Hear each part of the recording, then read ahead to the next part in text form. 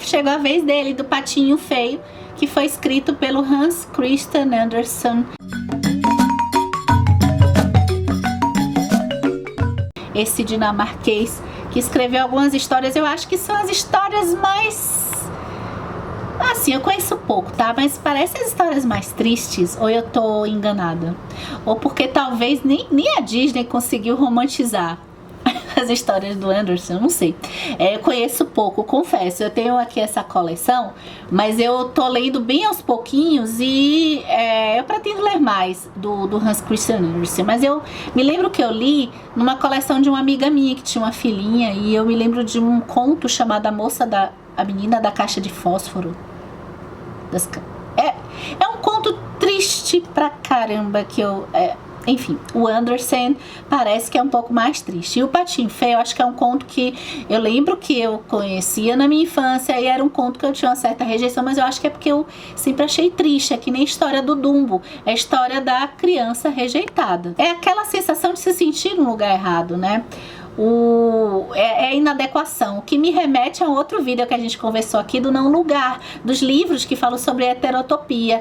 É muito isso o Patinho Feio, né? É descobrir aonde você se encaixa, né? Qual é o seu lugar. A história do Patinho Feio começa com um ovo diferente no ninho. Aquele ovo já é diferente dos outros. Nasce o Patinho Feio. Eu acho que o que fica mais triste, eu acho, é que ele é rejeitado pela própria mãe. E os irmãozinhos começam a rejeitá-lo também. O famoso bullying começa com o Patinho Feio. E ele, se sentindo tão rejeitado, ele inclusive olha a imagem dele na água do rio. Quando ele olha, a imagem tá toda distorcida, ele realmente percebe que ele é feio. Ele não suporta, cansado assim, de ser maltratado, ele sai dali. Ele encontra um grupo de gansos que fazendo chicota, que ele é feio, diz assim: não, você pode ficar com a gente, mas você é feio. Então ele fica ali com aqueles gansos, porque pelo menos eles aceitaram ele, né? Até que vem um cão de caça e come aqueles gansos e não come o Patinho Feio, até rejeita o Patinho Feio. O Patinho Feio chega ao ponto, eu acho esse ponto bem interessante, pelo menos me chama a atenção, é que ele fica assim, ele é salvo por ser feio, mas ele se sente até rejeitado pelo próprio cão que rejeitou ele para comer nessa caçada. Ele continua buscando seu lugar, e aí ele vai parar numa choupana que mora uma senhora que pensa que ele é uma pata que pode render patinhos, né? Se confunde e acolhe ele, mas ela percebe ali que ele não é uma pata. Então ele percebe que ele tem expectativas nele de que ele não é, e foge de outro lugar, triste mais uma vez. Como ele sente falta do lago, né? Ele fica um tempo nessa casa. Ele entra no lago e aí o lago congela. Chega a outra estação, que é o inverno, e aí a gente vai vendo as estações passando, né? Enquanto o patinho tá circulando. E ele desmaia de tanto frio, até que um caçador acolhe o patinho. Só que quando ele vai morar com esse caçador, o patinho tá tão traumatizado que qualquer coisa de tratamento com ele se assusta. E ele tem assim um comportamento tipo aquelas síndrome de pânico, assim, pós-guerra, pós-traumático, qualquer barulho se assusta. E aí ele acaba fugindo novamente dessa casa, porque ele fica sendo muito desastrado ali, até que ele vai se deparar com um lago, e ele olha o lago de novo, e ele olha que ele tá diferente. E quando ele encontra os cisnes, alguns cisnes que estão ali naquele lago, ele vê: olha, eu sou parecido com esses aqui, que são cisnes, que são bonitos, né? E aí termina a história ele sendo acolhido pelo grupo dos cisnes, porque ele descobre que ele é um cisne. O cisne, inclusive, que seria dessas aves, assim, a mais bela, a mais graciosa. Então, quando a gente chega no final da história do Patinho Feio e vê, ele só caiu no ninho errado, gente. De dar dó, né? É uma história que ele não tem, assim, quando a gente olha aqui a Diana Cosso e o Mário Cosso, eles falam assim, por exemplo, que Patinho Feio, ele traz uma solução em que o protagonista, o patinho, ele não teve que enfrentar bruxa, ogro, ele não teve que matar ninguém, não teve que derrotar gigantes. A questão toda do tormento do patinho é a rejeição. E eu acho que é uma conexão muito com a realidade. Acho que todos nós, em algum momento, eu acho que a gente viveu, de certa forma, a rejeição. E até, vamos botar assim, a criança e o adulto, o adolescente, que eu acho que é muito comum, talvez, nos adolescentes se sentir rejeitado, sem saber exatamente aonde ficar, como se comportar, né? Mas ainda vamos botar assim, a criança mais bela, ou o adulto que tenha vamos botar dentro dos estereótipos de beleza, também vai sofrer uma certa maldição, que aí eu acho que estaria um pouco a maldição da beleza, a maldição do vencedor, que é um livro que a gente conversou aqui no canal também, que seria essa maldição, algumas complicações que podem ter também a beleza, tá? Mas eu acho que essa inadequação do patinho, ela conversa, eu acho que mais com uma grande maioria das pessoas. Queria saber a sua opinião.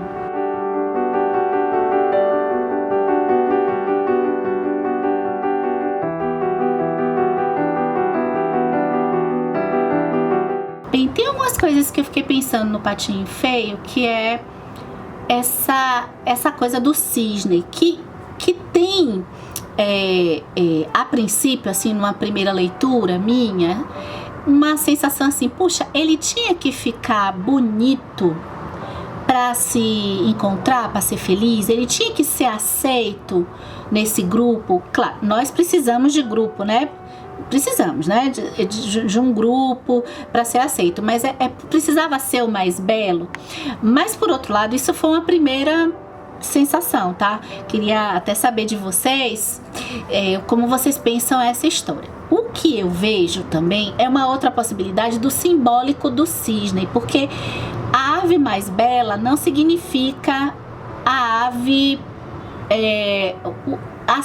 mais bela para todos, seria mais bela no sentido simbólico, seria se você encontra o seu lugar, você está no lugar com aqueles mais belos, se você encontrou aquele seu lugar, se você encontrou aquele acolhimento. Um ponto bacana do Patinho Feio é que ele não aceita, assim, ele não fica muito tempo iludido em ser aceito onde não é o lugar dele. Ele não fica na ilusão, outro tema da ilusão, né?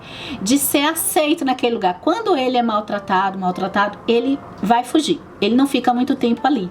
Diferente de muitos processos nossos que a gente passa, às vezes, né? Às vezes pode acontecer, da gente querer ser aceito num lugar, as pessoas mais populares na escola, da gente querer essa aceitação, da gente até querer não querer, mas no fundo a gente quer, né? Que é o que a gente conversou lá em Memória do Subsolo do Dostoiévski. Essa vontade de ser aceito num grupo e ficar insistindo em ser aceito socialmente a esse grupo, quando na verdade você faz parte dele. Mas você tem como encontrar algum outro local que você faça parte, claro que tem. Na abordagem psicanalítica desse livro aqui, né, das fadas no divã, a gente tem a questão da barriga da mãe, da gestação e da primeira infância, assim, desse bebê. A Diana Cosse e o Mário Cosse, eles dizem dessa interpretação psicanalítica dessa certa rejeição que muitas vezes existe da mãe com o bebê, no sentido assim, nunca é, e aqui a gente está tratando psicanalítico, às vezes isso não é consciente, tá, gente? Nunca é aquilo daquilo que se idealiza. A idealização materna, segundo eles, assim, é uma idealização muito perfeita, de muita perfeição. Nossa sociedade é assim, né? A maternidade, a paternidade perfeita. E quando a criança nasce, segundo eles, tem esse simbólico daquele ser ali, que estranho, né? Que excreta coisas e isso simbolicamente tem um efeito aí também, que seria simbolicamente essa possibilidade de interpretação do Patinho Feio.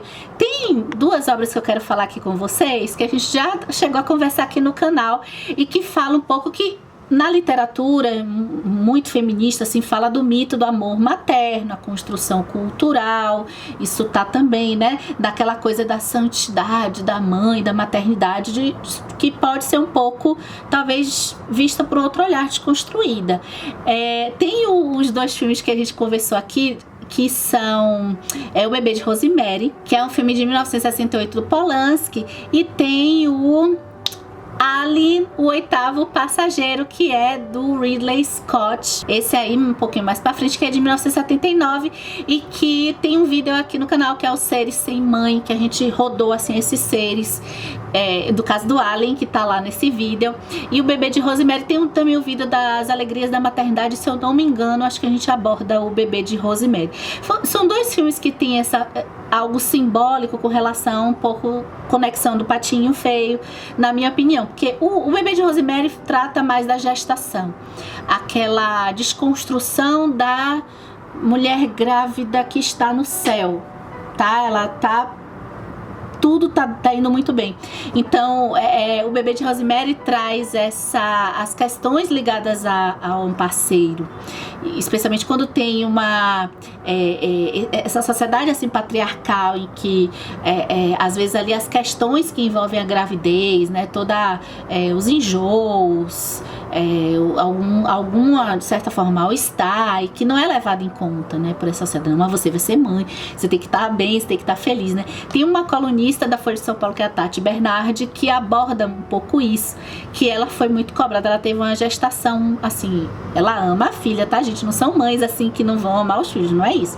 Mas ela teve, assim, uma gestação muito difícil, e a família dela ficava sem levar em consideração quando ela se queixava, assim, do que ela estava sentindo, que ela enjoou os 9 meses, enfim.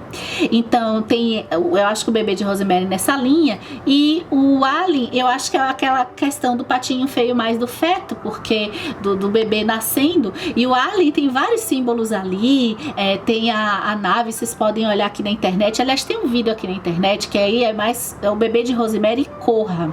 Eu vou deixar aqui o link no box de descrições desse vídeo no YouTube, todas as referências estão no box de descrições desse vídeo no YouTube, voltando ao Alien, eu viajo, mas tá, volta. E o Alien tem o símbolo da nave, que se chama Mãe, tem a própria personagem Ripley, que ela tem assim um corpo meio um pouco masculinizado, que também a Mia Farrow interpretando lá do Bebê de Rosemary vai ter um corpinho de criança, né, um jeitinho de criança, tem um parto de um homem tendo um bebê, como seria, né, tá lá no Alien. E tem essa coisa do ser ali, que tem essa representação aí, que pode ter esse diálogo aí desse ser um pouco estranho. E tem uma frase de pesquisadores que a Diana Costa e o Mário Corso pesquisaram, que coloca aqui dessa questão do nosso vínculo,